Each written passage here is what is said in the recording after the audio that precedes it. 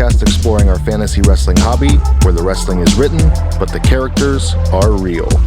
I'm your host, Mikey Unlikely, and I'd like to thank you for joining us here on the Atomic Dropcast Network. Hey everybody, we're back for another episode of the Efed podcast, episode 25. This week on the show, we've got RC, a guy who's been with the Efed podcast from the very beginning, jumped on our bandwagon early and was really putting us over out there on Twitter. So we really appreciate that. We've got RC for the interview, the handler of Mel Rhodes, aka Rebel Rhodes. So that's coming up later on. We've also got the Efed podcast question of the week and the new Efed spotlight, of course. Guys, if you want to interact with the show, you can find us on Twitter at the Efed podcast. That's where we post the question of the week as well, right there at the top of the profile. It's always pinned to the top. We're going to have a new one going up here real soon for the next week's episode. Go ahead and comment below, and your answer could be read here on the show. You can also check out the Discord. It's right there on the Twitter profile is the link. And once you're in there, the OGs will get you acquainted real quick. Of course, the Efed podcast is a totally free podcast that now airs every Tuesday for the public. However, if you'd like to support the show, get the show 2 days early, plus get a bunch of little perks as well, head on over to patreon.com/Efed podcast. And for as low as $3 a month, you can help support the show. And guys, before we get into it, let's hear a word from our sponsors.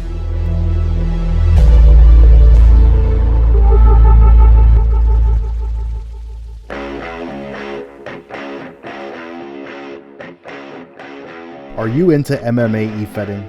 Check out one of the premier fantasy MMA gyms in our world, TW Combat Sports, housing fighters like Juanita Sanchez, Tommy Ward, and Rob Jones. You know you're getting the hardest hitting action with hashtag the TW Combat Show.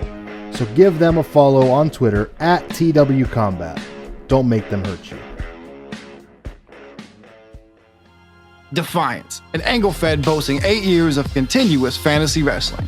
Defiance offers opportunities for original characters, micros, a standalone website utilizing Backstage 3 script, and a forum hosted on the long-running fwrestling.com, as well as a roster full of some of the most experienced writers in the game. Come see for yourself at defiancewrestling.com. That's defiancewrestling.com. Hey guys, are you digging this podcast? Well, we really appreciate it. I'd also appreciate it if you check out my other podcast. The Atomic Dropcast is a look back at the wrestling of yesteryear through adult eyes. We watch the wrestling that we watched as kids, as adults, with a couple of beers in our hands. It's a great time. Check it out over at atomicdropcast.com. You can also find us on iTunes, Stitcher, Google Play, Spotify, or wherever you listen to your podcasts.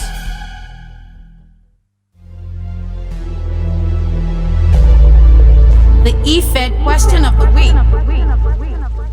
The Efed question of the week is brought to you by the EWC. The Extreme Wrestling Corporation is the game's longest-running roleplay Efed, having been established in 1997. With over 100 active role players across 4 unique brands, the EWC offers opt-in booking on all of its bi-weekly shows. It's home to Stranglemania and the 4-day wrestling festival known as WrestleFest. The EWC is built on its welcoming community with zero bias and no drama. All styles are welcome. Come check out the EWC today at EWC4life.com. That's EWC, the number 4, life.com. And this week's Efed podcast question of the week: what are your thoughts on comedy characters winning world championships in fantasy wrestling? Are you for it, against it, and why? This week we got quite a few answers on the Twitter machine. Up first is at Booby Dean. He's totally against it. Comedy wrestlers? Blah. Why would anyone bother writing comedy? I can't really harp on anyone who earned a title regardless of what style they write, even those that suck but got the title through ass kicking. They still had to kiss that ass to get it. I don't think he meant kiss. I think he meant kick that ass to get it. So props. Thanks, Booby, Bobby. Thanks, Mr. Dean. Up next is at Armenian Beast. Just as in real wrestling, hashtag oxymoron of the day. Joke characters, like Santino Marella, have their place and sometimes they take titles. If they can do the work, why not? Good perspective. Up next, our good buddy at Sean_Warstein, Mr. Fuzz, in attendance. Did they deserve it? Were the promos better than their opponents? If yes, I have no problem with it. I think that's where I'm at as well. At TW Combat, in an RP Fed, yes. If they can make championship level RPs, promos, and can promote themselves. In an angle Fed, no. A comedy character is supposed to be there, known, popular, but can't get wins over the top guys. Interesting. I am currently a halfway comedy character in Defiance and heavyweight champion of the world. You're welcome. At the Mangle DPW, Rickdiculous, hashtag DPW champ. Bud, where is Rickdiculous? The man disappeared. We haven't seen him. Presumed dead. That's probably a little strong. Up next is at VI Wrestling. If a roleplay Fed, then the best RPer should win regardless. If the character is an 80-year-old grandmother. If an angle Fed and the person has a great angle, character, and idea behind it, then it could still work very well. Great answer. At Mr. Pro_A-hole. Anyone deserving of a win should win. With that said, it greatly depends on the type of comedy and if it's relevant to the moment. Just because it's funny and is a great roleplay, and it has to fit the flow. Out-of-place humor should be considered during roleplay judging. Interesting. So as long as it's funny and relevant, then that's more important than just being funny overall. Up next, we got at Project Holland 3, our good buddy Eric Holland. I think it's absolutely fine if the character works hard enough to get there and is popular and interesting. And to piggyback on that, Pretty Ricky Stanton, he agrees with the above statement.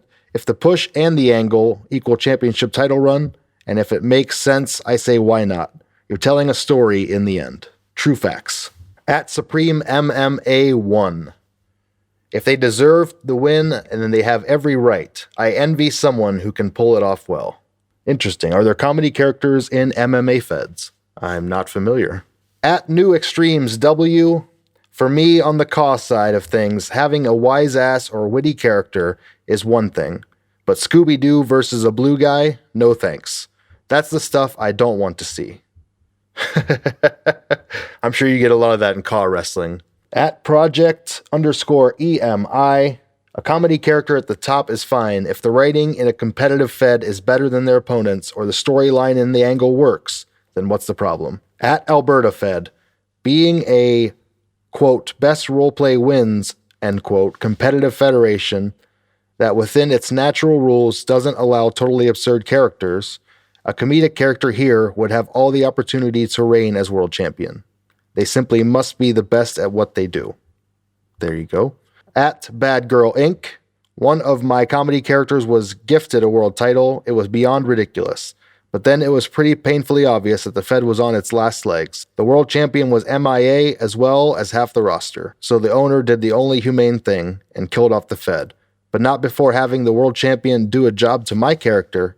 Mind you, my character was a jobber act and was always felt like the biggest FU to the Fed and its legacy. At SVO Las Vegas, decent comedy is hard to pull off in fantasy wrestling, so if they manage it, they definitely deserve the title.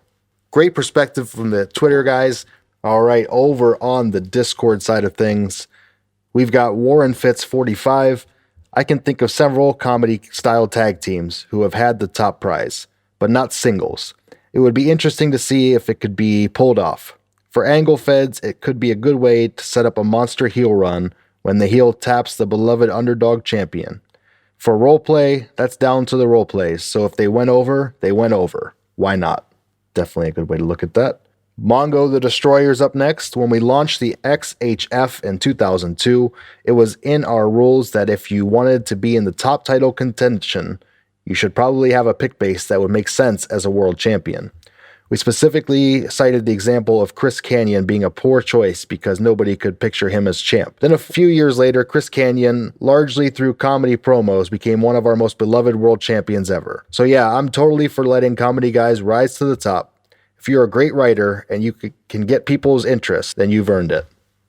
Great perspective. I like that you started one way and then you were converted over to the other after seeing it happen. Awesome. Hashtag Pete for Frappes is up next.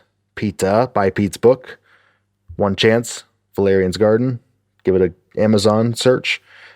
Anyway, that's not part of his answer. It depends on your definition of comedy character. OBS in an RP Fed, the best RPs win. Angle Fed, though, in a lot of ways, Mikey Unlikely is a classic comedy heel, but I can't think of anyone that would protest his world championness. Because beyond the comedy, he's portrayed as a competent wrestler.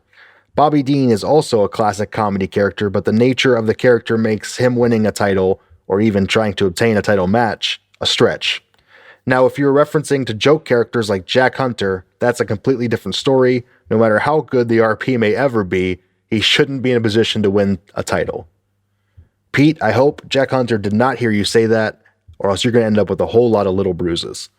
At Mikey Unlikely is up next. That's me. I am of the opinion that a comedy character can be a world champion. I look at Cecil Worth Farthington in High Octane Wrestling. He's a great character, great example of a great champion. I also, myself, have written comedy for years and always, even when going serious, have parlayed part of the writing as comedy stuff. Really enjoy the comedy characters in e-wrestling. It's one of my favorite things to read and enjoy. That's why most of my friends are also comedy writers. Colin is up next. I think it's less related to the character themselves as how they sell their character in terms of in-ring work. And even then, a more comedic character could pivot if given the big run. I made a good few tweaks with Cecilworth over the last 6 months to pivot from full LOLs champ, but he's still my fucking little goof. Awesome. I am enjoying what Cecilworth Farthington's doing over in High Octane Wrestling. Check it out at howrestling.com. Judge Megan up next. It's pending on the writer. If they have a comedy character that's made out to be a world champion, then yeah. But if the writer is all comedy and doesn't want to be a champion, then no. Good answer, Meg. Basically, do you want to be the champion? Rebels up next. It all depends on if the character can juggle that. If they are just funny with no ability, it drags things down. Like David Arquette. Great example. If someone who can wrestle but is funny is like a DDP type, then yeah, go for it. Very good. Seth is Burns, our good buddy. Depends on the situation. I have seen stories where the comedy character gets more serious to win a title. And if they have the talent to back it up, then I don't have a problem with it. Characters with a funny bent to them can easily pull it off with the right way. If we're talking straight comedy, i.e. Santino Marella, maybe not the top title. Jakey is up next. Man with profile pic of holding a fish. I can't remember. The writer behind said funny man or woman was good enough to get to the point of winning the top title. They absolutely can be champion. Ultimately, writers who have a great sense of humor also tend to not give as much of a shit about winning championships in this hobby. So it's a win-win if you run a Fed who likes them but doesn't feel like you can book them that way. Great perspective. Bringing joy and laughter to your readers as a world champion in and of itself is a challenge. Up next, we got our good buddy and OG Whirlwind Impact Booker, Mr. Impact. What's he doing in the Impact Zone? If it's an RP, then whomever wrote the better piece is the one that's going over. Full stop. If it's Angle, what does it hurt then? If they're putting in the work to get over on the show and active in submitting segments, reviewing shows, offering feedback, and engaging in the community, and they want the opportunity, then it's a wonderful story to tell. Agreed. The point is, okay, the belt is a prop, guys and gals, and this is pretend internet wrestling. If you trust the handler to run with it, and they legitimately outscored the champion, then that is whom your champion is going to be. You're thinking too much, just let the show take its course. If you're the booker and you're unsure a character has the depth to take on that mantle, why the hell did you put them there in the first place? Whirlwind Wrestling head booker, thanks for your answer, buddy. And that's what we got this week for the Efed podcast question of the week. Remember, the question of the week is pinned to the top of the Twitter profile. You can check it there each and every week. Put your answer in the comments below, and it could be featured here on the show over at twitter.com/the Efed podcast. That's TheEfed This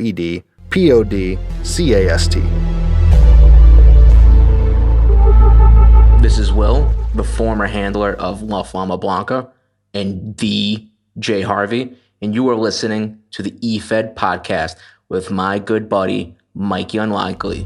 Love you, Mikey.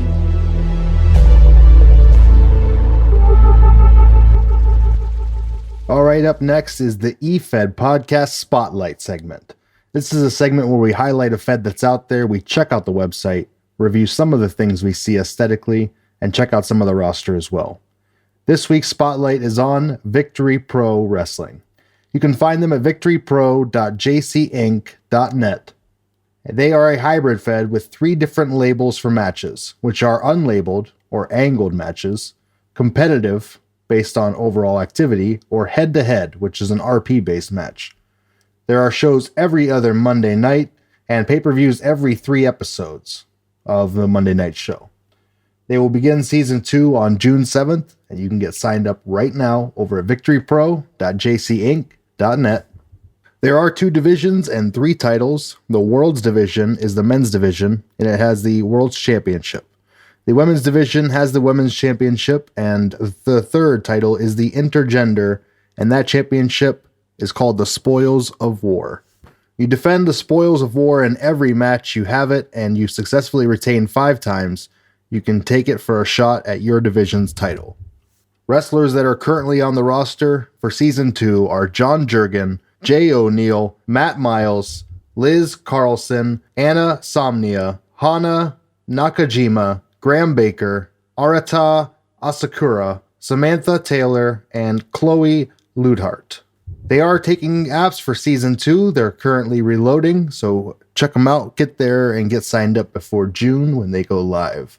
As far as word limits and rules go, the word limits for RP match are case-by-case basis and dependent on the handlers. They get to set their own rules for some of this stuff. And depends on the title and the event as well.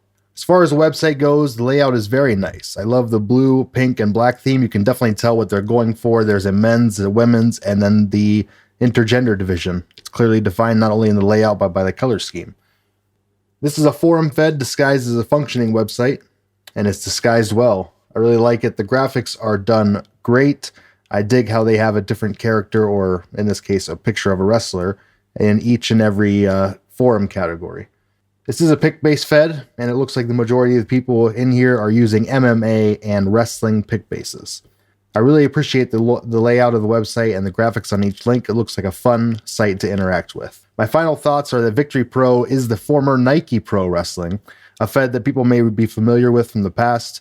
I really enjoyed what they were doing then, and they've rolled with it and rolled with the punches since then. They were forced to change the Fed's name, and the redesign is awesome.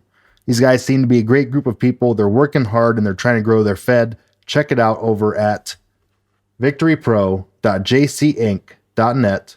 I suggest you really take a look at this one if you're into the angle Feds or RP Feds, because it seems to be an odd hybrid.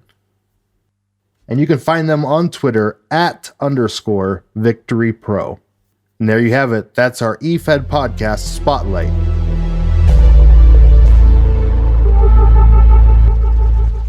Hey everybody, it's Mikey. No, we're not back to the show just yet. First, I want to tell you about my Patreon.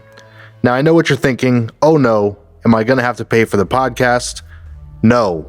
The answer is emphatically no. The show has been and forever will be free. No, Brunk, you will not have to pay for the podcast. However, we have been asked by a handful of people how they can help support the show. And we've also been asked, mostly by Fuzz, why we didn't have a Patreon yet. And I quote, "You stupid I can't believe you don't have a Patreon. I will hurt you if you don't take my money now." End quote. That was Fuzz.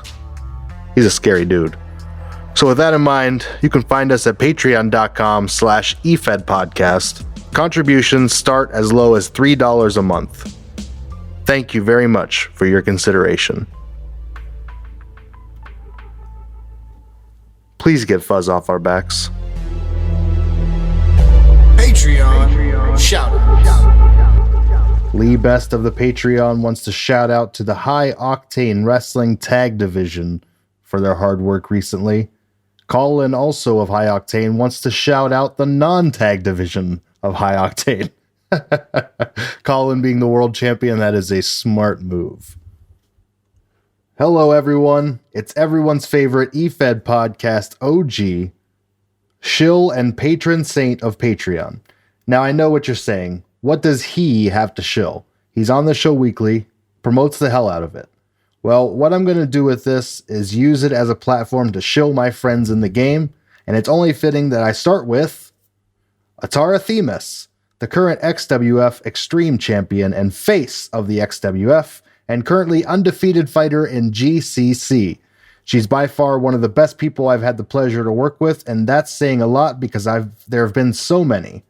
You should give her a follow on Twitter at Atara Themis, and this was Fuzz's Friends. Tune in next time. It might be you. Probably not, but who knows. Patreon shout out from Brunk. He wants to give a shout out to all the quarterbacks out there whose name share a resemblance with a donkey, even on Joe Burrow Day. He's such a dick.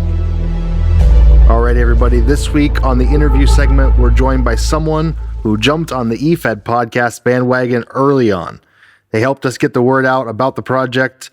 Today we have RC. He's the handler of Mel Rebel Rhodes. He's with Hybrid Wrestling Ascension, and by the time this one airs, he'll be with official_NFW as well on Twitter. RC, thanks for joining us, buddy. How are you? I'm doing fair to middling. Yourself? I'm doing well, having a great night, enjoying a few beverages, and looking forward to having a fun interview. Oh, me too. So, let's start at the beginning. How did you get into professional wrestling? When's the first time you saw it? Well, when I was a little kid, I used to watch the Sunday wrestling shows that were on like 28 and stuff like that. I was in Georgia at the time, so channels are going to be different, people. And I would watch them every Sunday, and it was like always fun. You always saw stuff like Hulk Hogan and Randy Savage and all of them just doing their thing. Saturday night main event was one of them too, but it was before it became what it is now. Sure. That was another one I'd watch. My favorites though were actually WCW alumni like Sting and Ric Flair and all them. That's where I remember them from, and Big Van Vader. Yeah, he was a man back then. Yeah. Although for promos, I always liked, I ended up with later really liking Jake Roberts and stuff. I always loved Jake the Snake. He was great at pulling you in and getting you so invested in the promo. It was awesome. And that voice, man, that voice just draws you in like he's been smoking 7 packs a day. That's about right. So based on that, I can tell Jake's one of your favorites. Who else would you say are your favorite wrestlers? I mean, not only, so let's start back then, back when you first started watching. Who were your favorites then? Back then, I was in the camp of Randy Savage and Roddy Piper. Okay. Even though they were, Roddy Piper was a heel. He was funny. He cracked me up. Yeah, they were talkers. Yeah. And Randy Savage was just over the top. Yeah. I've been to the mountaintop because I could fly. Ooh, yeah. I always liked the energetic people. I did like the Ultimate Warrior a little bit, even though I couldn't understand a word he was saying. The energy was awesome. It's just later on I look back and I go, he was completely psychotic, wasn't he? Yeah, if you read a transcript, those are pretty crazy promos. Gonna take you to the spaceship. Yeah. And the whole, playing into a nosedive thing. That's the one I see a lot of wrestlers when they're doing their joke stuff. They're always acting that out. I'm pretty sure interviews. I'm pretty sure Ultimate Warrior was a member of Heaven's Gate. That's where all that happened. Potentially. So moving on past those guys, who were your favorites later on? Well, I became kind of an ECW marked. I liked Raven in particular. I thought his promos were excellent. I loved the way Tommy Dreamer also was able to draw emotion out. Almost like on a drop of a hat. He could nail it. Okay. He always cut the straightforward promos that got to the point.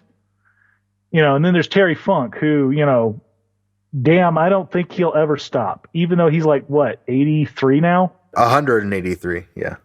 Probably. He'll still call you an old bastard, walk in on no knees, and kick your ass. There it is. Yeah, he's a man. I love some Terry Funk matches, especially in ECW. I love that run. There's also your classics that I also like Stone Cold, The Rock. Yeah. And I actually dug Kevin Nash's vibe a little bit in WCW. That's because I like the fact that he was very open, that he didn't give a shit. Big sexy. You got to respect that level of honesty. And of course, Scott Steiner. Steiner Math, people. Steiner Math. Steiner Math. I got a Steiner Math t-shirt. It's so good. Yeah, the numbers literally will spell disaster. Oh, it's so good. Okay, so what about now? Who are your favorites now? Do you watch wrestling currently? I kind of fell out of watching televised wrestling for the most part. I'm trying to get back into it with things like alternatives like AEW. I was watching TNA for a minute, but then it got really absurd, and I was just like, I can't deal anymore. And the last time I watched anything regularly was just before The Undertaker's losing streak, or winning streak, was lost. Okay. That's when I stopped, because, they had the CM Punk pipe bomb, loved that. And then all of a sudden he's gone, and I'm like, what the hell? What's going on? And then I'm like seeing more and more just crap going on the TV. And I was just like, okay, I'm totally done with this. I think we write better shit than they put on TV. That's probably where they get half the ideas. If they do, they are really badly executing them. Yeah, no doubt. Nia Jax. They stole Nia Jax from us. You know, want to know why? Because there are plenty of us that would do exactly what she does. Hurt people by accident. They would make that into a writing angle in our setting. So you said you don't watch too much televised wrestling. Do you watch other wrestling? I occasionally catch Japanese and AAA wrestling on like YouTube clips. Sure. And like that's fun shit to watch, especially when you listen to the Japanese commentators. Like he just clotheslined him. Yeah. Yeah, big lariat, and they go nuts. It's great. Yeah. Well, when it looks like you just killed the poor guy, they are all over that. Yet the crowd is so polite. That's the cool part. The crowd and the commentary are completely like opposite from each other. Yeah, exactly. They're so subdued in the crowd. It's odd. But you got these guys screaming at the table like it's the best thing, and a lot of times it is the best thing to watch because it's like insane, as I said. Where else are you going to see like a guy in a giant blow-up panda outfit crush some legit-looking dude? Have you seen wrestling with no fans yet?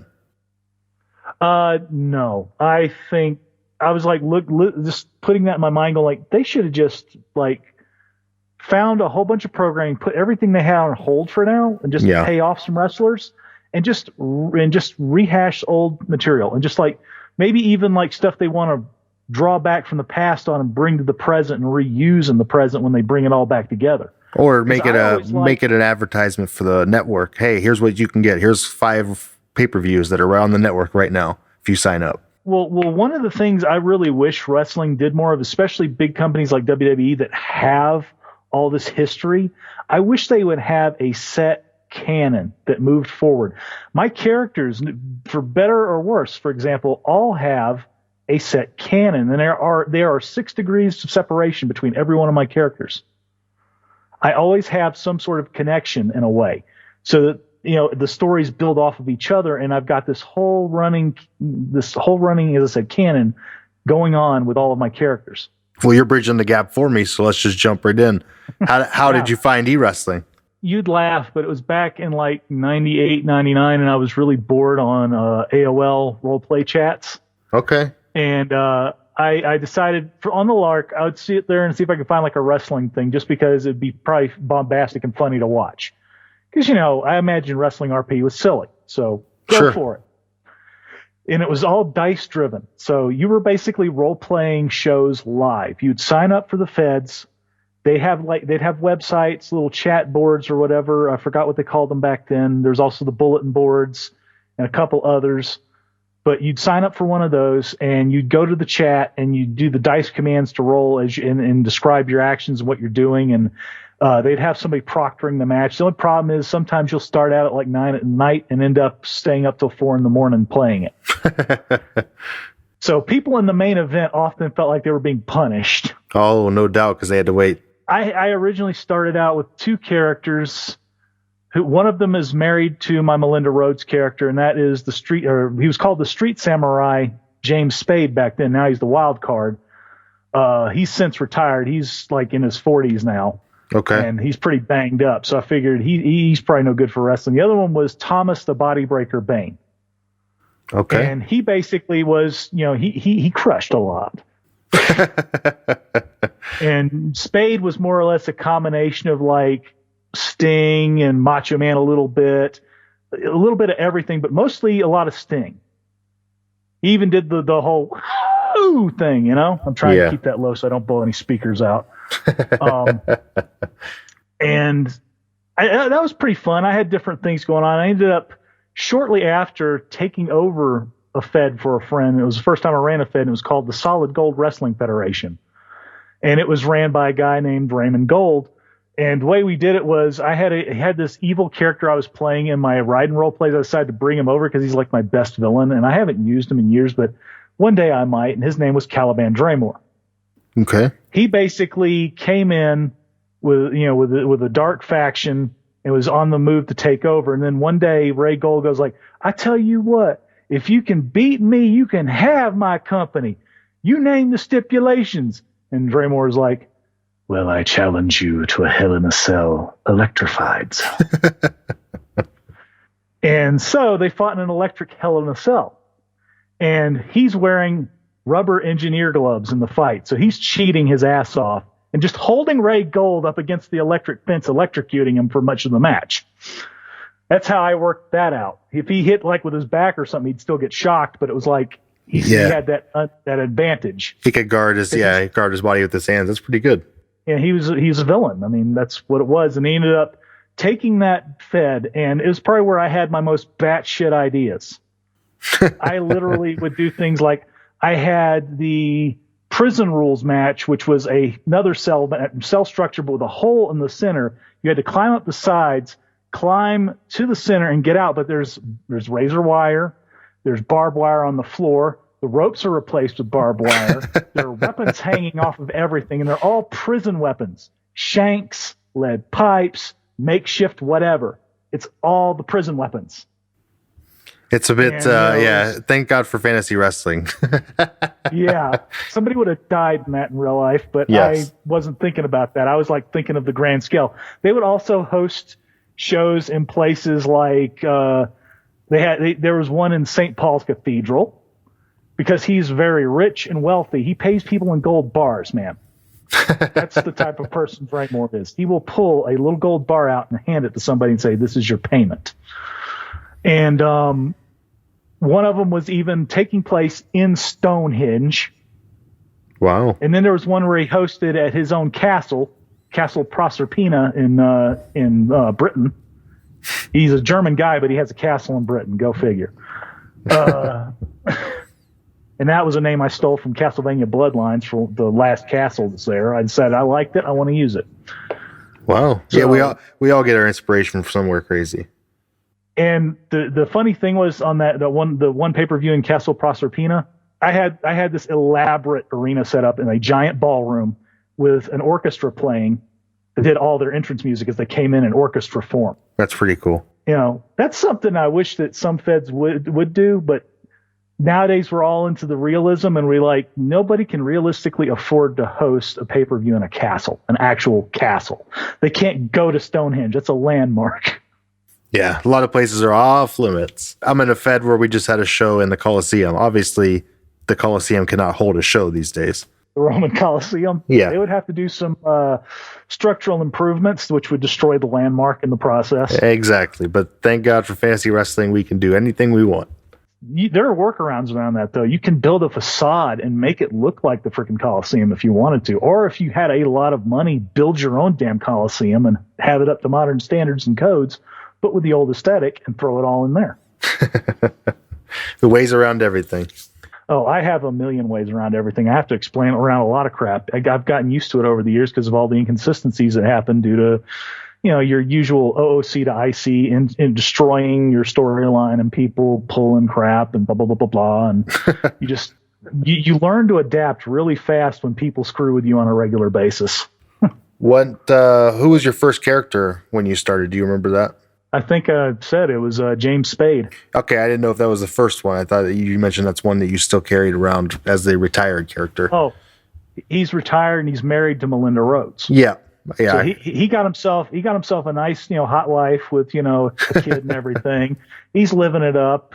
He occasionally still pops up every once in a while, but he's not the main focus character anymore. So when did he retire though?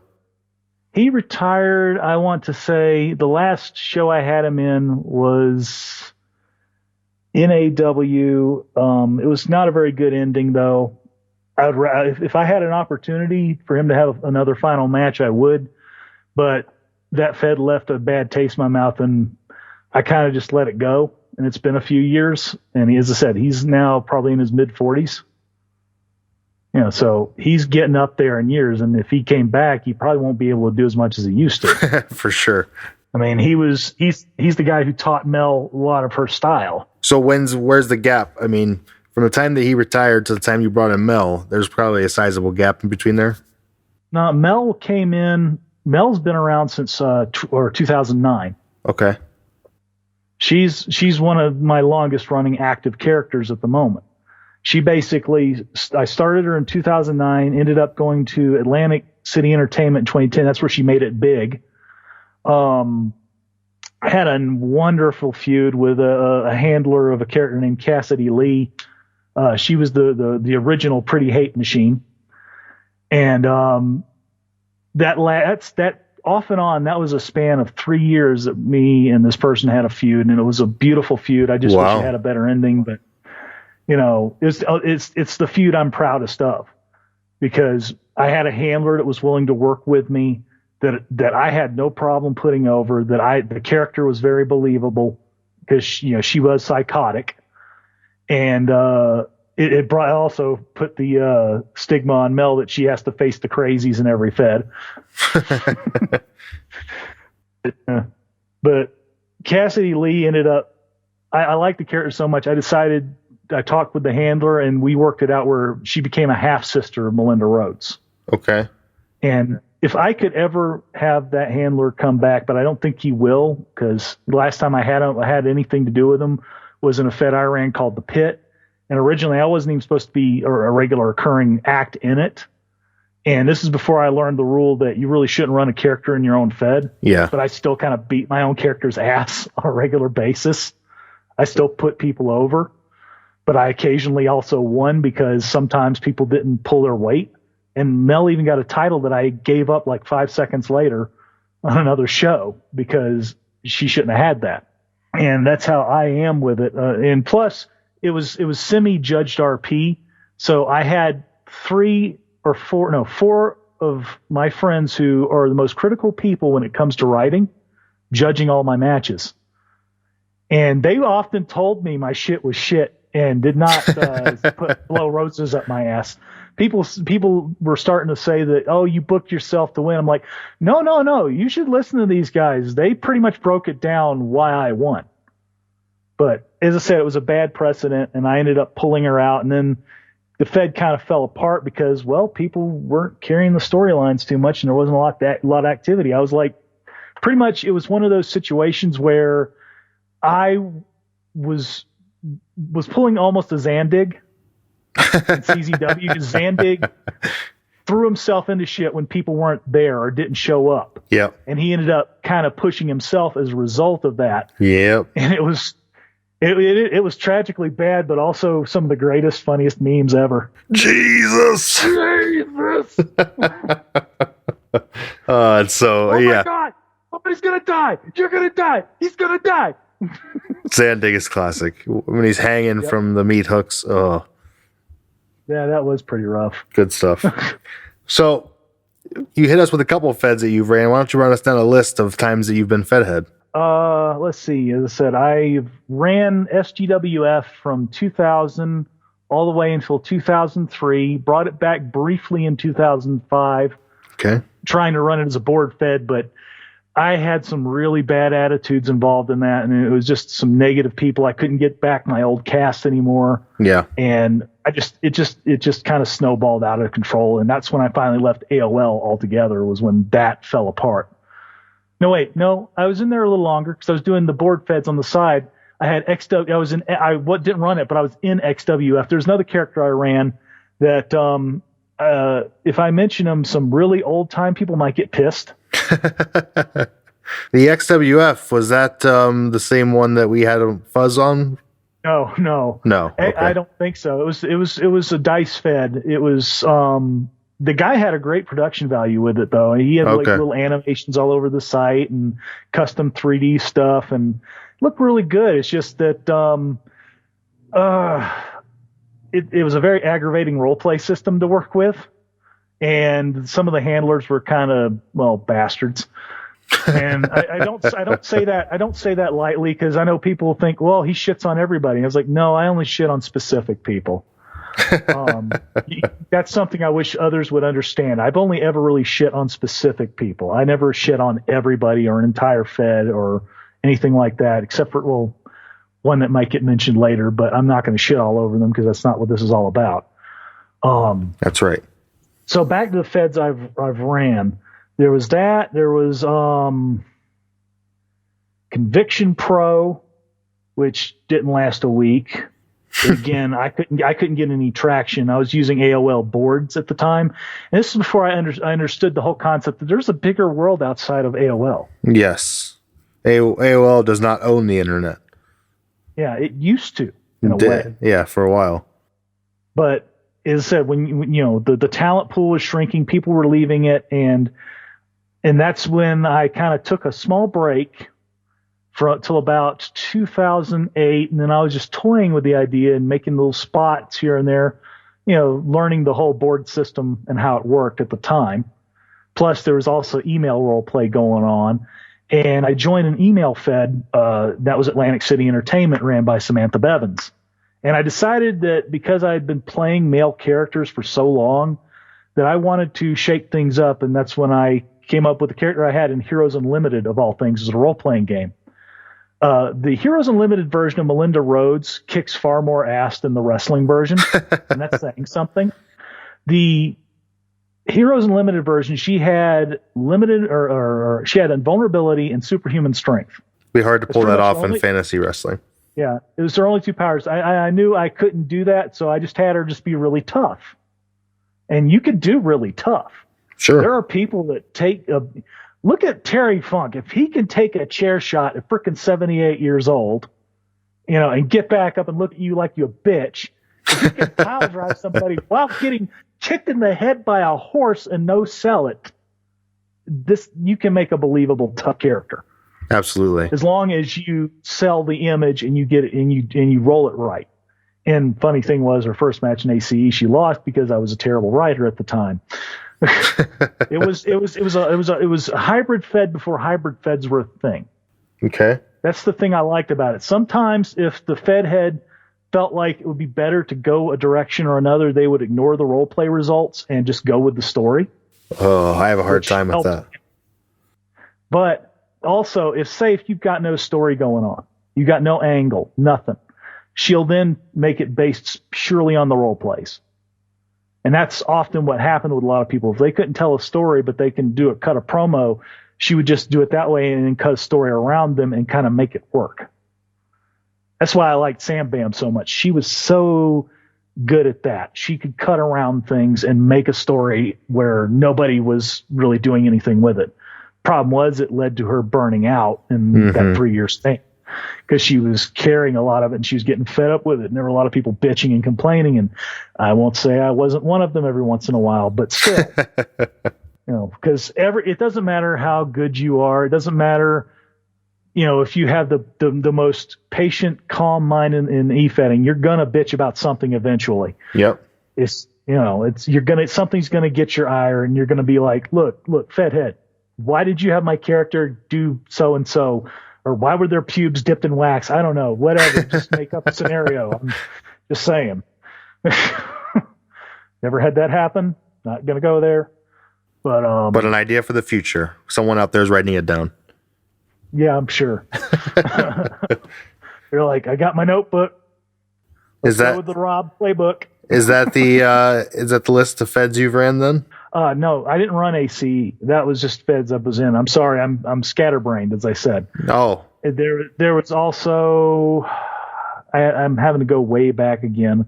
There was one with my Joe Koss character, who Joe Koss and Mike Spaz are my two longest running commentator characters all the way back to SGWF. I have a lot of fun with them. They're based on Jay and Silent Bob. I'm now running Mike Spaz as an actual wrestler, saying he got over his neck injury, kind of like Edge did. there you go. But so and Joe Koss being Silent Bob, he's Silent Bob with the vocabulary. Let's see. My brain is blanking. I have ran, I know, at least 6 or 7 different feds over the years that I tried different things and was just throwing stuff out there. And sometimes they were short runs, sometimes they were long run.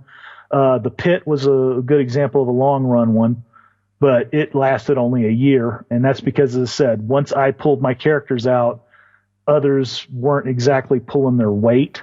Yeah. And I mean, I literally, like,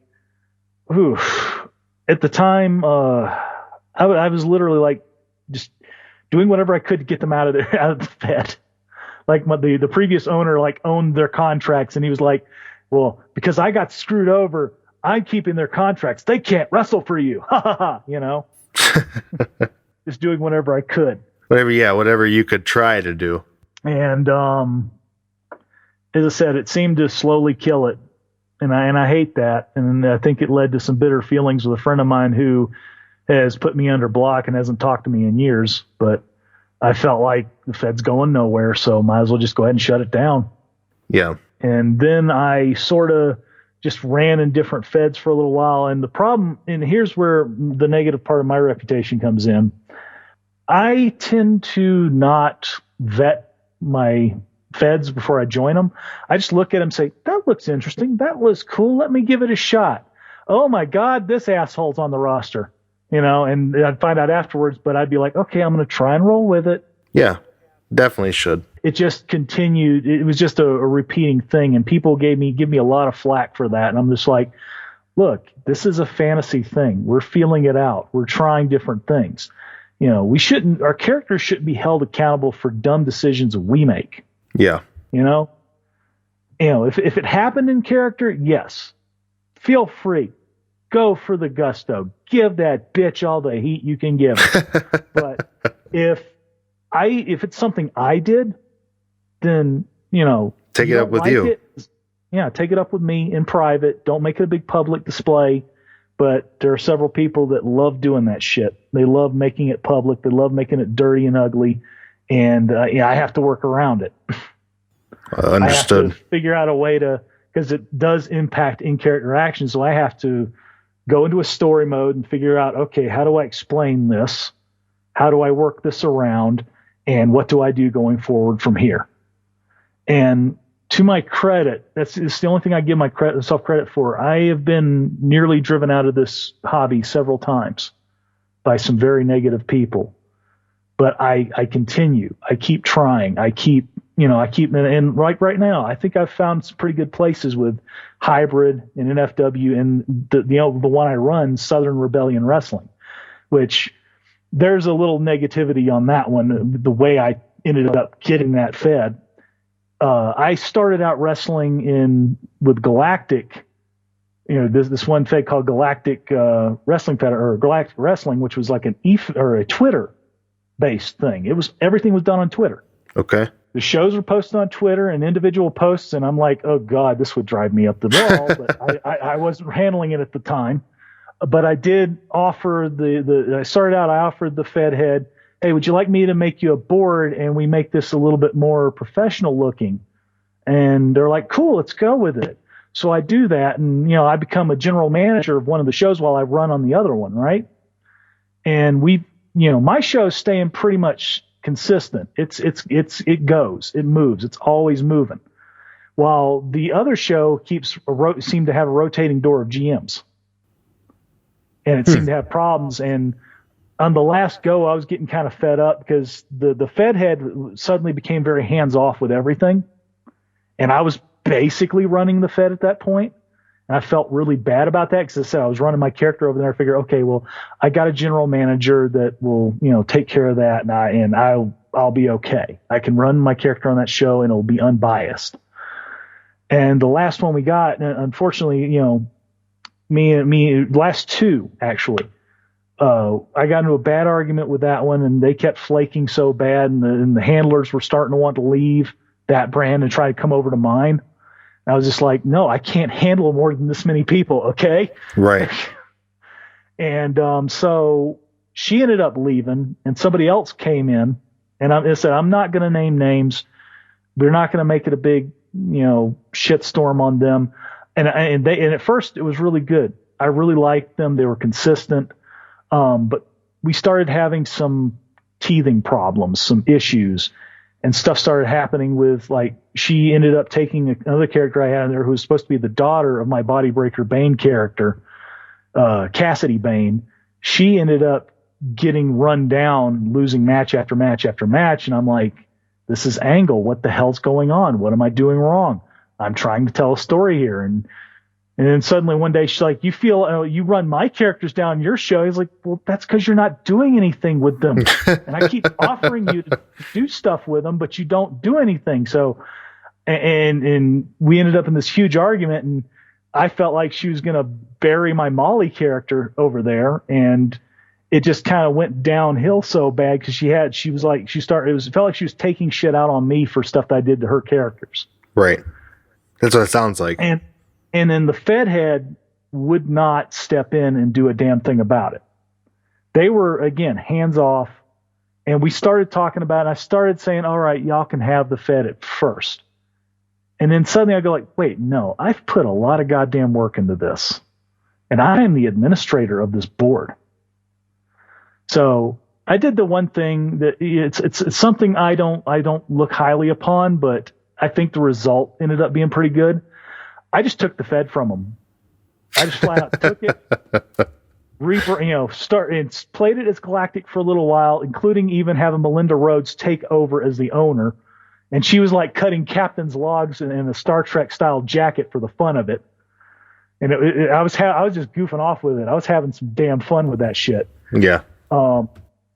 And then eventually some bad shit happened with me and another Fed, which may come up later on in one of your questions, that totally destroyed me on a psychological level. And I had to take a break, and I shut the Fed down for a little while, but I was probably out for maybe 2 months before I came back. I don't sleep on shit very long. And, I brought the Fed back, but rebranded it because it had so much bad history. Because the former Fed head, I found out when I took over the Fed head's Twitter account too, I saw some shit in the message boxes that pissed me off. Me being run under the bus is one of them. A whole bunch of attempted sex role plays. And I'm like, yeah, we need a new brand. We need to rebrand and just totally throw this Galactic shit out. And Southern Rebellion Wrestling was born. And I made it pretty much just like Melinda's brand is all over the damn Fed. There you go. Her Rebel Inc. Incorporated. Because that's one thing with Mel. Ever since ACE, she was paid top dollar. And she had a shitload of money from that. So she invested it in a lot of businesses. She has like a tattoo ink or an ink parlor, a tattoo. I can't talk. A tattoo ink parlor called Rebel Ink. Okay. She has several like automotive or auto detail shops branded in her name with people she trusts running them. She has a clothing line. And it said only recently had some money issues, but that's because she opened up SRW. And the Fed that ended up crushing me, they closed like within within 3 weeks, 4 weeks, no, maybe a month of me doing that. So I just kind of went with the story that Mel ended up suing them for defamation of character, misuse of her brand and her name, because we had an argument. me and this Fed head. We had a huge freaking blowout, and it was over another person that I misunderstood what they were doing, and I really wish I had just talked to them more. But we had problems, and we're like bashing heads against each other, and it was just not a fun experience. And I ended up turning around and saying, as I said, Mel, they used Mel on the show after they publicly fired her. Oh yes, I've been there. And I was like, okay, you just publicly fired my character on Twitter. Why the hell would she show up at your damn show? Yeah. They were taking some of my OOC tweets out into character and using them against me. You know, it was just like the other guy that I had a problem with was jumping all over it because he was healing it up as his character. Sure. So I was just like, I turned around and I was just like, I have so much stuff. If this really happened in real life, they would be sued under the table. Yeah, they would be pretty much below the ground, 6 feet under as a company. And the guy, their patron that paid them, a very famous, musician, and I won't say who it is because that would also give away who it is. They would not put up with this either. In fact, in character, we played it like this individual was a huge Melinda Rhodes fan. So he would be exceptionally pissed that he found this off. And I played it like the guy was hands off with it. So he really didn't know what was going on. I played him like he was a Ted Turner type, where Ted Turner he threw money at it, was just happy to have a wrestling company, but didn't really know what was going on until one day he looked at it and goes, oh shit. Yeah. Actually, I don't even think he had that moment. He's just like, here's some money. Y'all handle it. I'm going to go jet skiing with my hot wife. There you go. So that kind of covers the feds that you've run? That covers a little bit of both feds I've been in. And the feds you've been in. And right now you said you're running the one. You're about to join another one. And as this airs Tuesday, you will have joined. I'm already part of it with my Molly Hatchet character. Okay. She's in it, but I brought in my other character as backup for her because we're now doing this whole gang war storyline in an FW. Okay. Speaking of characters, why don't you just hit us with a list of the characters you've handled over the years? Seems like quite a list. Starting from the beginning, I had James, Street Samurai, now Wildcard Spade, Leon the Perfect One Corella, the Body Breaker Bane. Mm-hmm. Let's see, the Assassin Jacob Seth, which that didn't last very long. Let's see, Memory Lane, don't fail me now. The Wasted Youth Nick Steen, Hardcore Jack Nomad, the Revenant. Let's see, who else? Come on, brain, work. Of course, Molly Hatchet, and here's the fun part. This is a character that I no longer run. Somebody else runs her now, and she does such a wonderful job. I want to give a shout out to my friend Kay, if she's listening. You do such a good job with Ursula von Rossbach. I have made her your character. She will be your character forever. I don't care. You do to her, Ursula von Rossbach what frickin' Johnny Cash did to the song Hurt. You made that bitch yours. There you go. I will never play her again. Also a good follow on Twitter. Well, she doesn't follow she follows, but she doesn't, the handler isn't on Twitter all that much. She's a very introverted person. But I think that adds to the mystique of the character because Ursula's the type in my head that would be like, why am I bitching with this idiot on Twitter? It's like she just look at your stupid comments, go, huh, and walk off. But yeah, I'm really enjoying what she's doing. I've never thought handing off a character would do that, but I was about ready to pretty much 86 the character because I felt like I'd gotten everything out of her I could. Right. And this was like sometime last year when I started with the Galactic Fed. I started running Ursula in Galactic, but I was feeling like it's just not working. Something's not clicking. And my friend Kay, who had been one of my oldest, she goes back to the Dice Fed days. I've known her that long. I knew her back when when I was just a ride and roll player, and I got her into it. She played this big gal named, what was it? Joanna von Bergen or Buren. I'm not entirely sure if it was Bergen or Buren. That's how long ago this was. She ran this character for a little while, but had to leave because she had to go get some surgery done. And I won't tell the details on it, but let's just say she identifies very heavily with her character because of that surgery. Well, very good. You know, I'm happy I did that because it seems to be doing a world of good for her. Good. She really enjoys playing her. Any other characters of yours? Well, there was Caliban Draymore as well, but nobody's heard from him in a while. I also, yeah, he was like one of my biggest favorites back in the Dice Fed days because he had a Vader moment. This guy is the icon of sin, Nathan Geith. He is 6'10", 310 pounds, covered in scars, has long white hair, wears chrome red eye pieces, has implant chrome fangs in his mouth, a long tongue that has been stretched. You know how they do the little trick where they snip the tip of the tongue and it becomes longer? Yeah. He did that to himself and even tattooed flames on the bottom of his tongue. He was a sick motherfucker. But his biggest moment was in SGWF because it's a dice fed. I can run it and play in it because that is completely random chance. It's all dice. That is one advantage to dice feds over board feds and stuff. If you could ever get one these days, you yourself can play in it and not be held accountable because guess what? Those dice are going to fuck you just as it fucked everybody else. That's right. It's up to chance. We had a spot where he was fighting a guy. I forgot what his name was, and it makes me pissed off because he was such an integral character to that fed. He was an Undertaker pick base, and he used a razor wire 2x4 as one of his favorite weapons. And Geith and him are having a match over the hardcore title.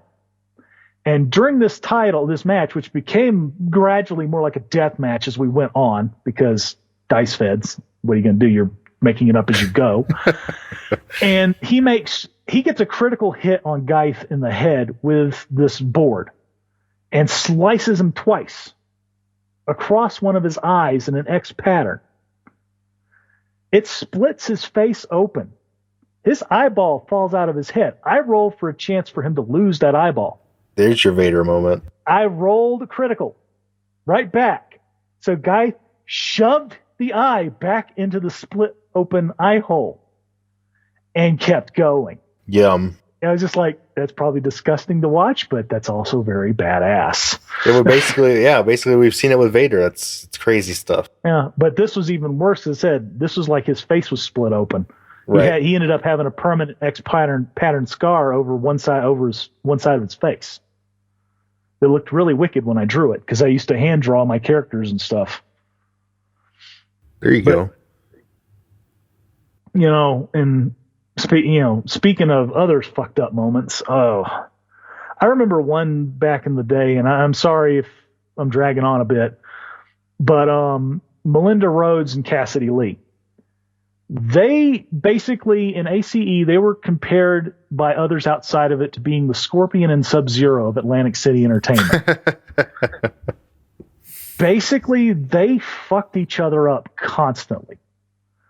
They had the most brutal matches, and I mean, even some of the most brutal encounters. Like in one case, where involving Ursula von Rossbach and Melinda Rhodes and her, Ursula ended up kind of going momentarily under the tutelage of Cassidy just because at the time she had felt she'd lost her way, and they ended up forming a partnership, and Melinda Rhodes is like having to fight them both off.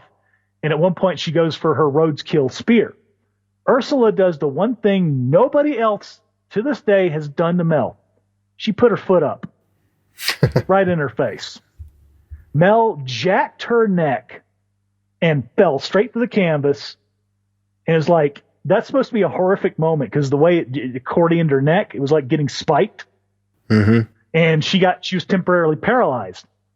And this is before Cassidy revealed she was a half sister, by the way. It made it even more screwed up later on. She asks Ursula to pick her up. Ursula gets her up in that double chicken wing, ready to do her big finish. But Cassidy holds her off, rips her shirt open. She's wearing a black lace bra, so nothing's being shown, and gives her a big, deep kiss, drinking some of the blood out of her mouth. And then drools it out on her and rubs it all over herself, and then says, finish her. And then bam, on the canvas. And then she kind of crawls on top of Mel. And oh, by the way, I need to tell the other part of the story too. Before this happened, People, put your kids away. Melinda Rhodes got her hand broken. And this is an injury that persists to this day. She had her wrist broken, and she used to play guitar, and it messed up her hand, and she had to relearn how to play again. You know, it took many years though, and it hurts her to play guitar, but she uses the pain to fuel the music when she's playing it. She basically was saying that that was akin to a rape because of how bad of a beating it was she took that night. She felt like she had been raped in front of the crowd. So Cassidy, doing the classic heel thing, decides to turn it on serious. She doesn't actually violate Melinda before you ever go that far. And this should tell people how far I'm willing to go to put people over for a story. Next time anybody wants to say I don't sell shit. Cassidy ends up climbing on top of her, gives her a little dry hump on the rear, and says, now you can say that I raped you. Throws the mic down and they walk off. My God. Things you can't get away with on TV. Yeah, but it was metaphorical. It wasn't even a physical violation. It was symbolic. They still had clothes on. No, I get it. I get it. But still, you can't go really with a rape angle on TV. That's the only way you could if you were to do it. Yeah. It's psychological. There you go. And it messed up Mel for a while. You wonder why she's so tough now. That's how she got there. That's going to take us to the question portion of the show, RC. If you're good with that, I got a couple ready and locked and loaded for you. Okay, we got Judge Megan up first. She says, I've read Prison City, which is pretty good, by the way. What was the concept of putting that show together? I'm over at Splat myself now for the Triad Challenge. By the way, cool pick base. Otep is a badass chick. Well, first off, on that, I only gave input as far as what I'd like to see with the character and how to do a few things. He did kind of leave out the one line about welcome to my jungle, bitch. But, oh well. I'm cool with that. It was still fun. And he even kind of kept an old tradition going from the last two movie type things Mel ever did, which was the anticlimactic death. I intentionally had Mel in some bad B movies, one of them being like The Blood Price, which was she played a vampire chick and had all these badass fight scenes. It was built up to be this huge badass through the whole thing. And at the end, gets her whole torso blown out with a shotgun. Whoa. But it is basically very anticlimactic finish. Yes. That's interesting. And as for the pick base, OTEP, I picked her because I felt like this was somebody who wasn't going to black out their tattoos and do really dumb shit. I have taken a lot of abuse for years. When I first made Melinda Rhodes, I saw Kat Von D, and I looked at her and said, she looks like she could be a wrestler. And I ran with that. She fit the image. I didn't watch a lot of Kat Von D until 2014. Yeah. You know, beforehand, she was just an ink model who did tattoo work.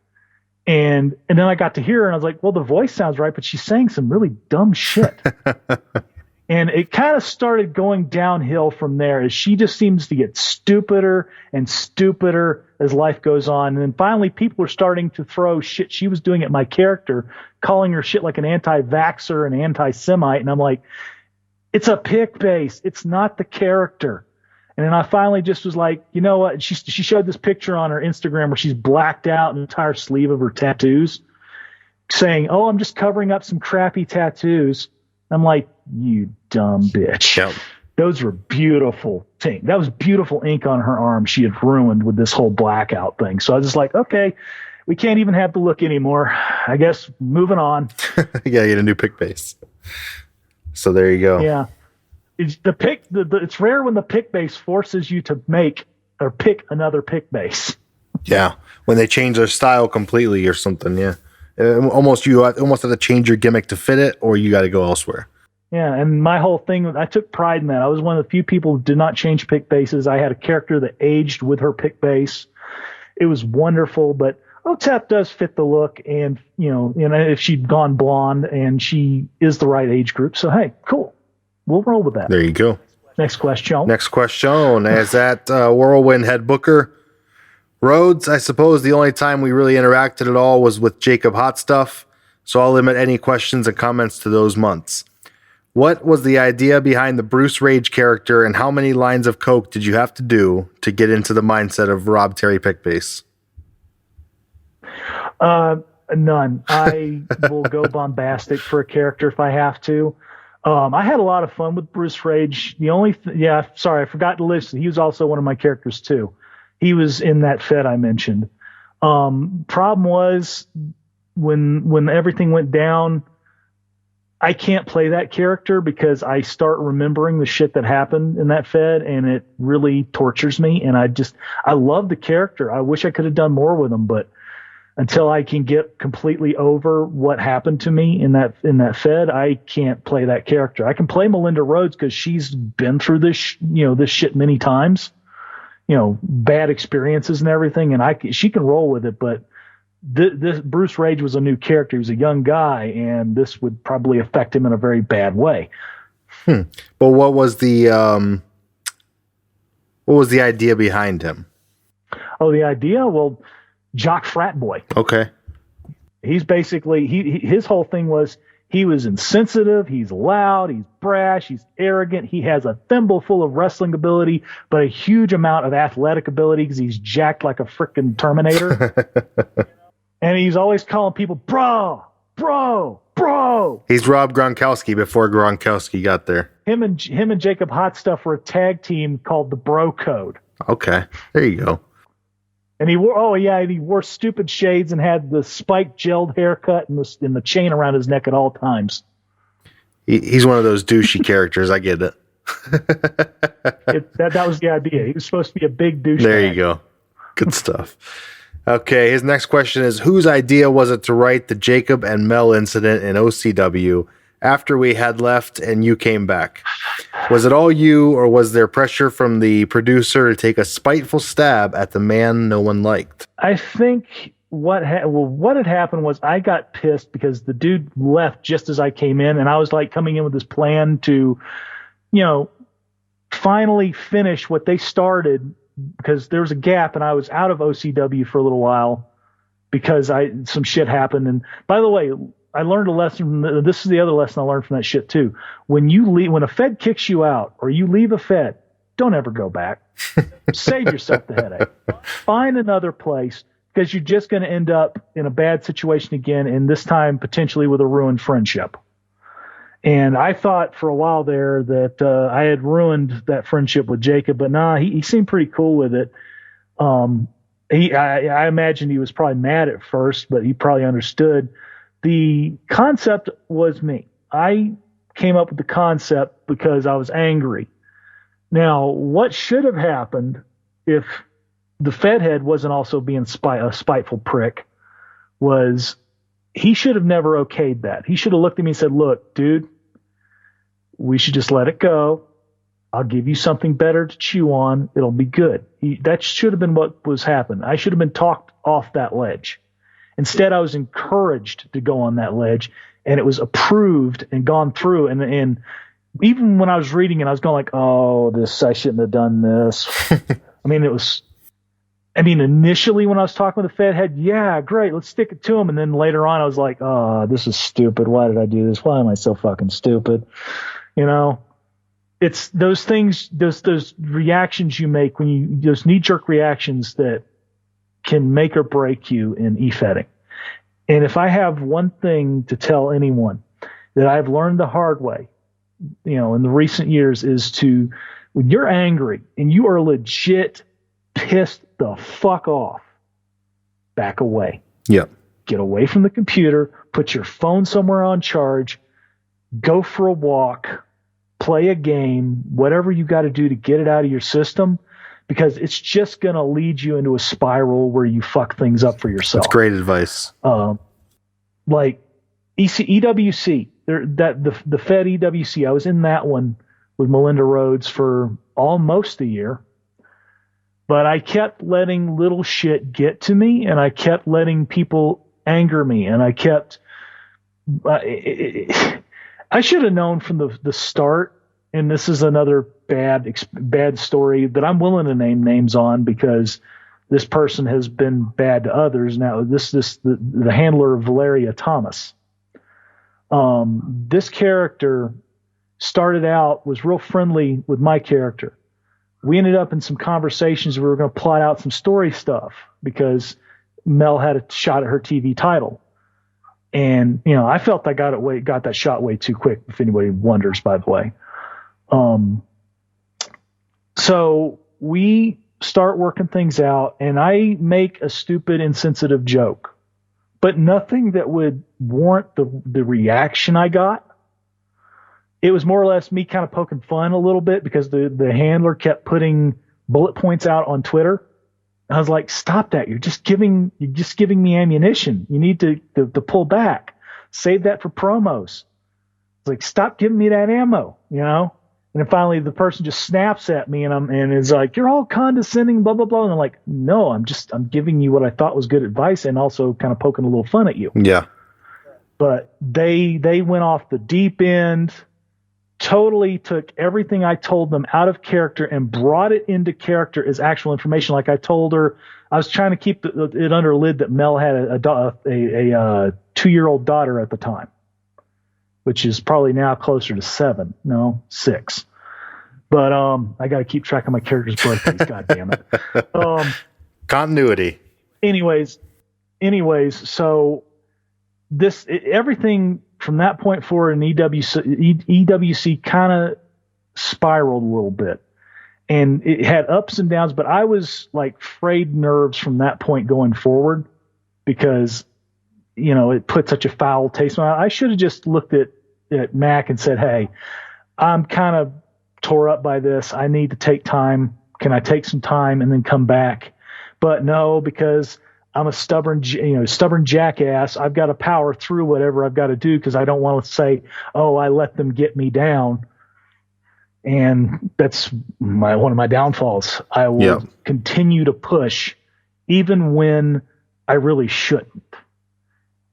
And, I always thought that was a good thing about myself until the last couple of years when I realized when I pulled back and actually thought instead of kept going or kept trying to make something work and just said, look, I'm going to take a minute.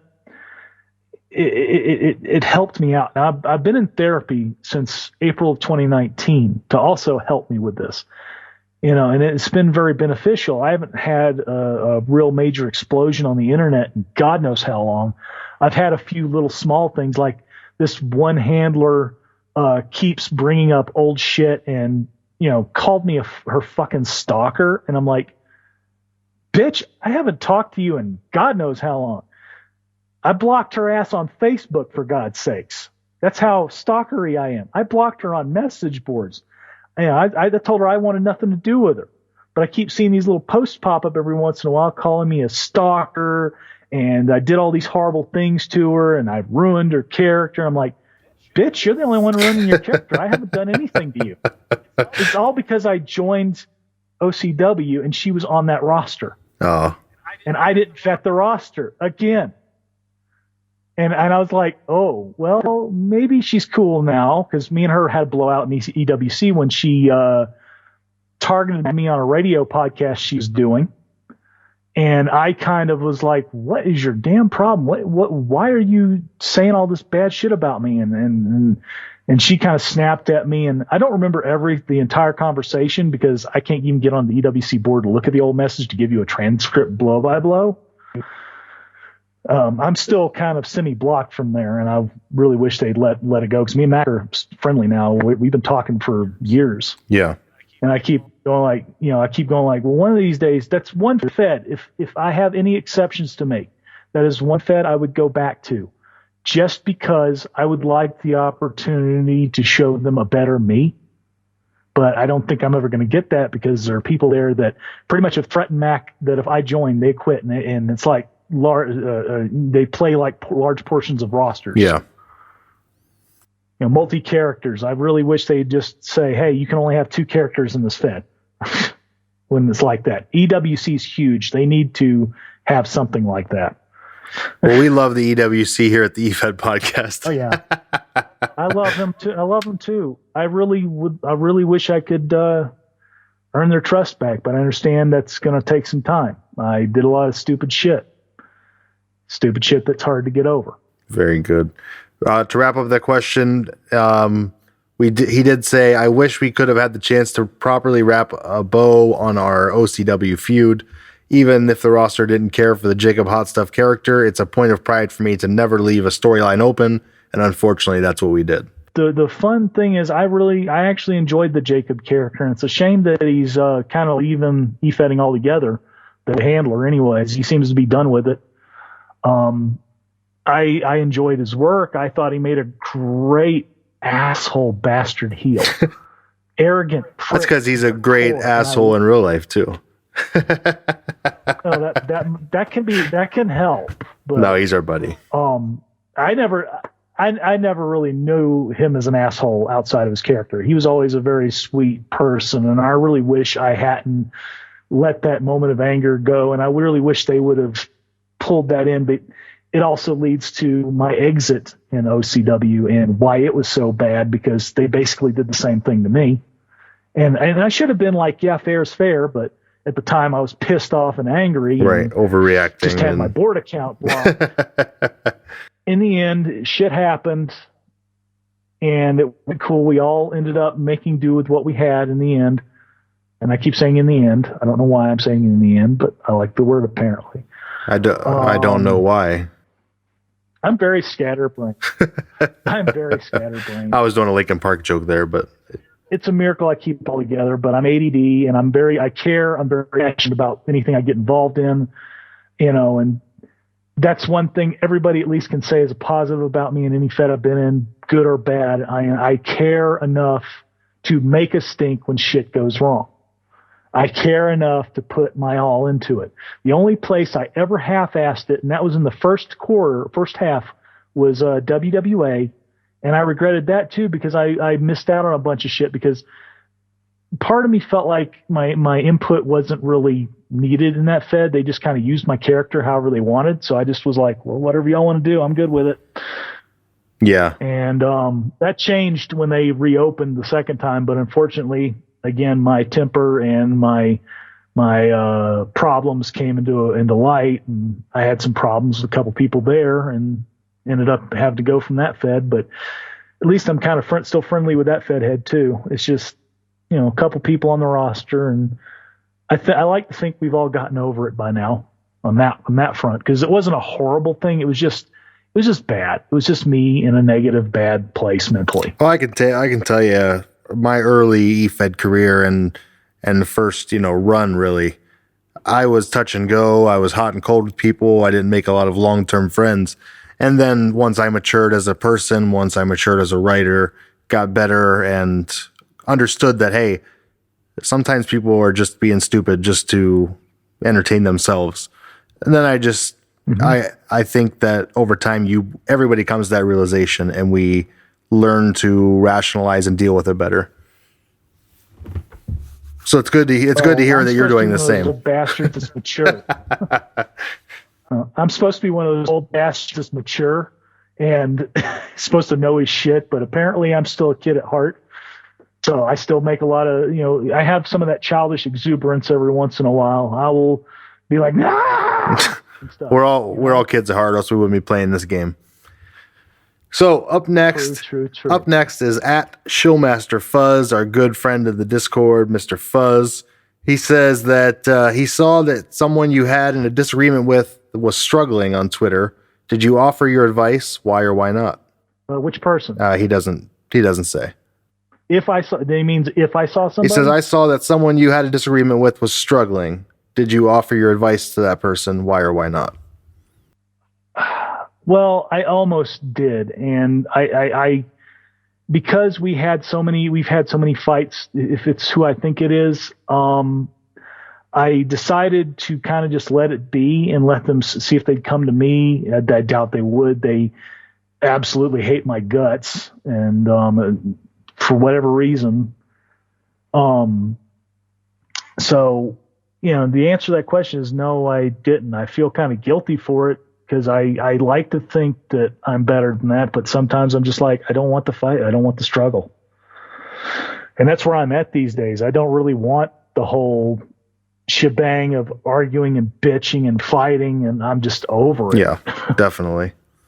So he has a couple more questions. When things get difficult for you in the game, what is something or some things that you do to center yourself? Well, lately, as I said, I will walk away from the computer for a minute and think and try to process. Sometimes I will reach out to friends and ask their advice or their opinions. One such person, by the way, I should also shout out to is Griffin Hawkins. Oh, Whammy Bar. That dude has been, Whammy Bar. He has been my friend since just before I joined EWC. For some reason, me and him connected. We became really good friends. We talk all the time. And he's always, for whatever dumbass reason, he always keeps me here. He always is telling me, dude, don't quit on like that. You don't want to just leave like that. You leave on your terms. And I'm just like, I am so sick and fucking tired of this fucking bullshit, blah, blah, blah.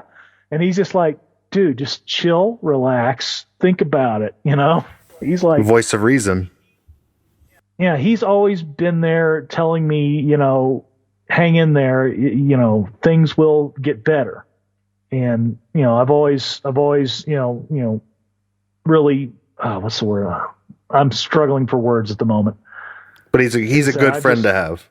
Yeah, exactly. He's like one of the best people in this hobby. And if anybody says different, they're a sack of shit that just hates him to hate him. Hey, I like him. He answers our question of the week on a regular basis. So shout out to Whammy Bar.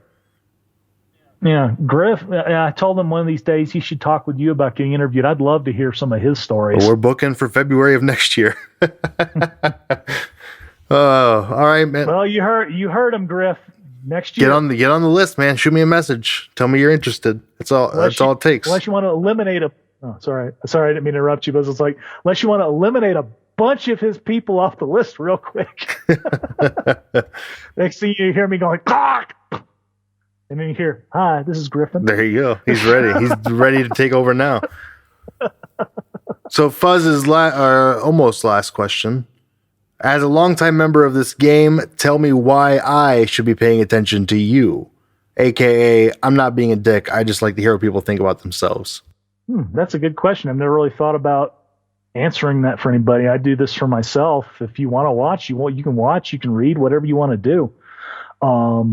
I used to care. I used to be one of those people that was like, look at my shit. It's beautiful. Oh my God. Doing that at them. But I am like, no. This is for me. This is for my enjoyment. If you enjoy it, that's great. If I can help somebody else find their enjoyment now in the game, by playing with them, doing stuff with them, also great. But again, we all do this for our own individual thrill. Even if we have to do it, in a losing manner, we have to find that way to enjoy it. Because that's the thing in real wrestling, you have to also some days learn to eat shit and like it. Yep. That's basically all I got for him is if he wants to, he can. I don't. That's up to him. Very good. And finally from Fuzz, and he's going to close us out with it, and I'll let you answer. Fuck Twitter and those DMs, right? Pretty much. But we've got to make do, and it's a tool, and it's a useful one. We just have to work around the problem, people. There you go. Awesome. RC, hey man, before we go, I'm going to give you time, let you plug anything you want to plug, hit us with links, hit us with Twitter tags, all of that stuff, and shout out to anybody else you want to shout out to. Well, shout out to Eric Donovan, Irish Dragon, awesome friend to have. He's a great dude. I hope he gets on this show one day. You'd probably love to hear some of his stories. Absolutely. He also runs Zoe Madigan Star, who's the champion of Southern Rebellion Wrestling. Shout shout out to Steve Brody and NFW. They run an amazing little show. You should watch it. It's a lot of fun. I've been having fun with it, even though my character just spent the last 2 weeks in a coma because of it, but she's back now and everything's fine. Go Hatchet Clan. And if you ever want to know what Molly Hatchet sounds like as a man, this is how she'd sound like. Oh, there you go. Put that in your ear and smoke it, you bitch. Very good. So there you go. I couldn't go without having a Scottish moment. There you got to. That would be the second Scottish accent we've had on the show. The first one was authentic, though. Hey, well, I try my best. I'll give it to you, Scotty. All right.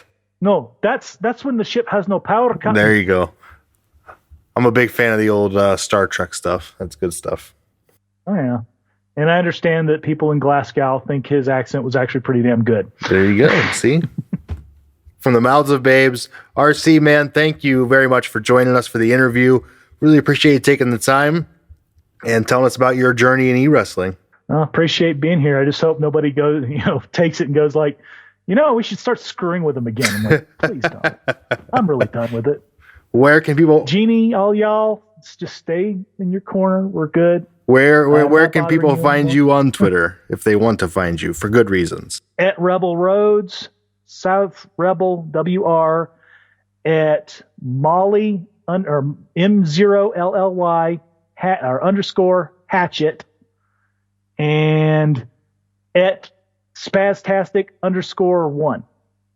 There you have it. There's the rundown. Hit him up on Twitter. Give him a follow. RC, thank you very much for joining us, buddy. Appreciate it. Y'all have fun now, you hear? And if you ain't doing it, or if you ain't having fun, you ain't doing it right. That's what she said.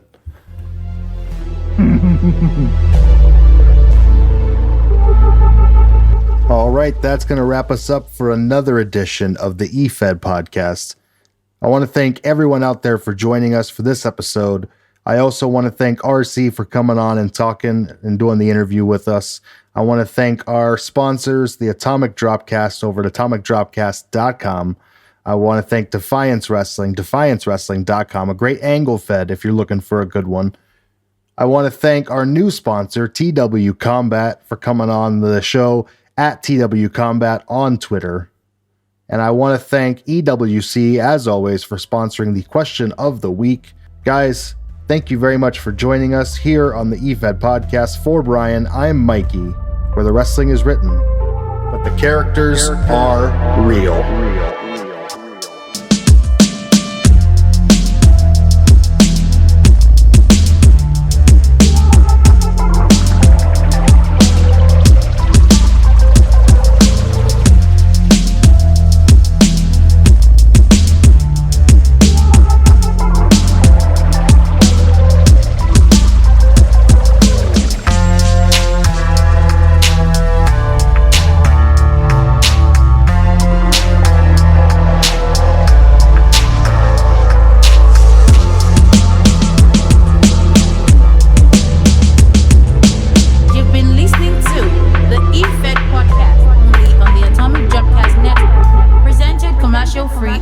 Free on Patreon.